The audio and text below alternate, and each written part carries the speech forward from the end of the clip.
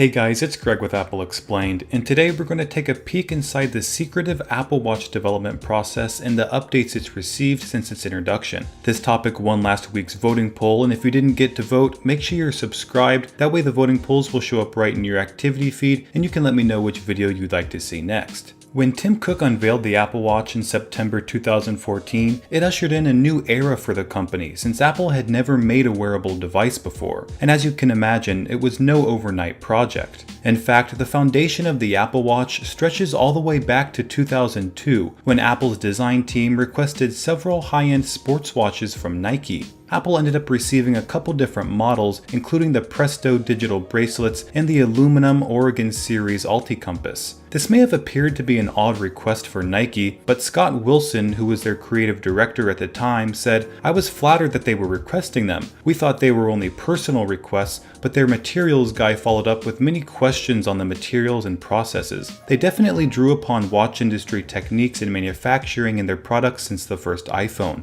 This solid base of knowledge and experience in mobile devices eventually led Apple to giving smartwatches some serious thought. But before we get into the development of the Apple Watch itself, you might find it interesting that Apple sort of already made a smartwatch back in 2010, and it was called the 6th generation iPod Nano. Now obviously Apple didn't market this as a smartwatch, but this iPod Nano did include a variety of watch faces, and third-party manufacturers actually made watch bands for it. So many users wore the iPod Nano on their wrist as a watch, and this became a popular trend among Apple fans at the time. And perhaps this further encouraged Apple to create a proper smartwatch since users demonstrated interest in that type of technology. Now let's talk about the early days of Apple Watch development.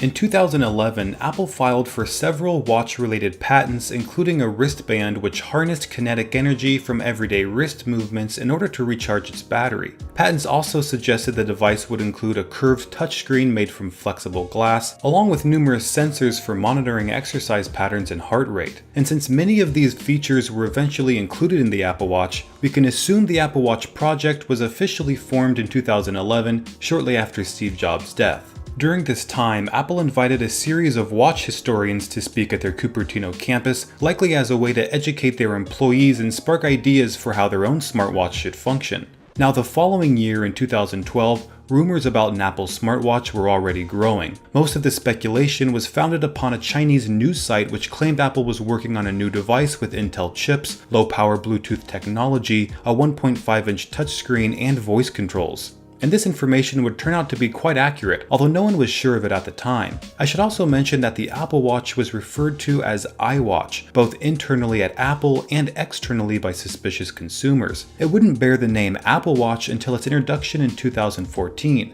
And when Tim Cook was asked why it wasn't named iWatch, Cook simply said, "Well, I kind of like the Apple Watch. What do you think?" Okay, well, you're the CEO, so Now 2013 is when the Apple Watch project reached a big milestone. It was moved out of the experimentation phase and into official production. This meant Apple began investing more resources into the Apple Watch and had to prepare for mass production. And more suspicions about an Apple smartwatch were raised when an unnamed employee claimed Apple held discussions with their manufacturing partner, Holton High Precision Industry, regarding the production of a device that was neither a smartphone nor a tablet. Now, because of all the chatter and anticipation surrounding Apple's potential smartwatch, some companies wanted to beat Apple to the market and position themselves as a pioneer in the industry. One of those companies was Samsung. They released their own smartwatch called Galaxy Gear in September 2013, and it was a huge flop. Only 800,000 units were shipped around the world, and we're not sure how many of those units were actually purchased since Samsung never released those numbers. But what we do know is that at least 30% of Galaxy Gear watches sold at Best Buy were returned by unsatisfied customers. Critics were also unsatisfied with the device. Some of their complaints included an uncomfortable, inflexible strap since some components were housed inside of it, its limited functionality of apps, an inconsistent notification system, and poor battery life. I think The Verge summed it up quite well when they said, "As with industrial design, software engineering isn't among Samsung's strengths, and the results on the Gear are a painful mix of unreliability and inadequacy." The unofficial Apple weblog compared the Galaxy Gear to the 6th generation iPod Nano, considering the 3-year-old MP3 player to be a better, cheaper smartwatch than the Galaxy Gear because it wasn't dependent dependent on a host smartphone or tablet and contained more features than the Galaxy Gear.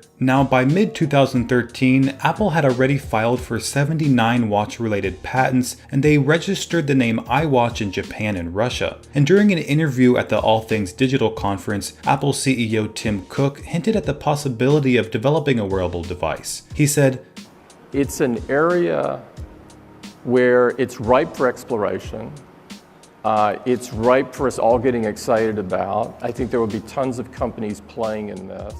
Now, from 2013 to 2014, Apple began reorganizing and recruiting talent to aid in the Apple Watch's development. The reorganization happened with Jeff Williams, the company's senior vice president for operations, who was assigned as head of the Apple Watch project, responsible for overseeing logistics and planning with suppliers like Foxconn. And Apple recruited Angela Ahrendts, CEO of Burberry, as the head of their retail and online stores. And the health features included on the watch were made possible by two medical technology experts that Apple hired. And finally, the vice president of sales for luxury watch manufacturer Tag Heuer joined the team in 2014. Now, hiring all of these people with experience in the watch industry raised eyebrows in the tech community. Apple was essentially signaling that a smartwatch would be released, and it was only a matter of time.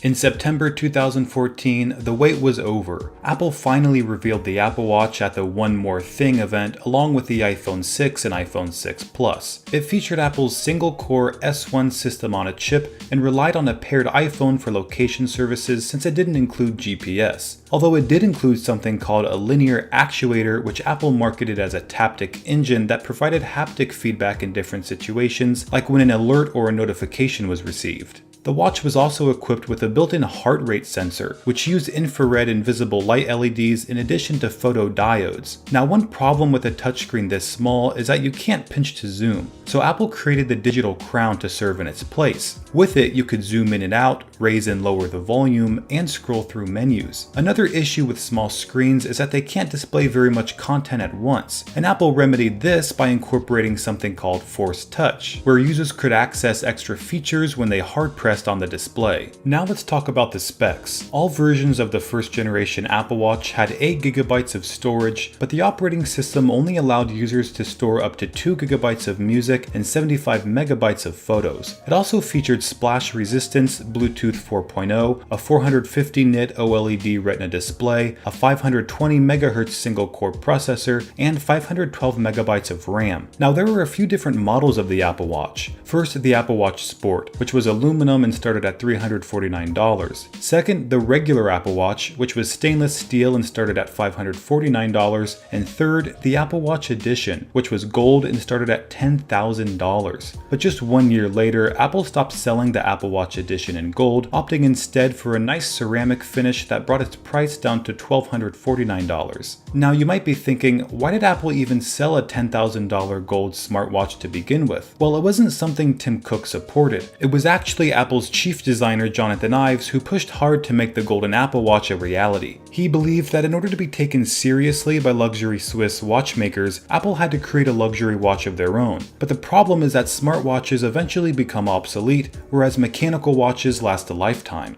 Now, the Series 1 and Series 2 Apple Watches were released at the end of 2016 and provided some nice upgrades to the original. Both models added a faster 780 MHz dual-core processor, while the Series 2 had a built-in GPS, water resistance up to 50 meters, a second-generation OLED Retina display with 1000 nits of brightness, and a larger battery capacity. Apple also added two new models, Apple Watch Nike Plus and Apple Watch Hermes. What made these models unique were their watch bands and watch faces that weren't available to other users. The next upgrade came with Series 3 near the end of 2017. These models added optional support for LTE cellular connectivity, which would add $10 to your monthly phone bill, Bluetooth 4.2, an altimeter to measure flights climbed, and 768 MB of RAM.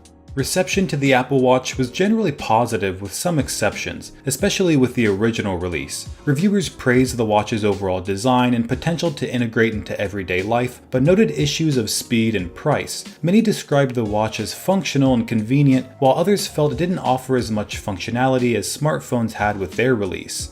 Farhad Manjoo of the New York Times thought the device had a steep learning curve, saying it took him 3 long, often confusing and frustrating days to become accustomed to it. But when reviewers compared it to competing products like Android Wear, they claimed the smartwatch finally makes sense. There was also mixed opinions on battery life. Jeffrey Fowler of the Wall Street Journal said the battery life lives up to its all-day billing, but sometimes just barely. Others complained that there just wasn't much to do with it. Tim Bradshaw of the Financial Times used the Apple Watch for a few days and concluded that there was no killer application so far besides telling the time, which is the basic function of a wristwatch anyway.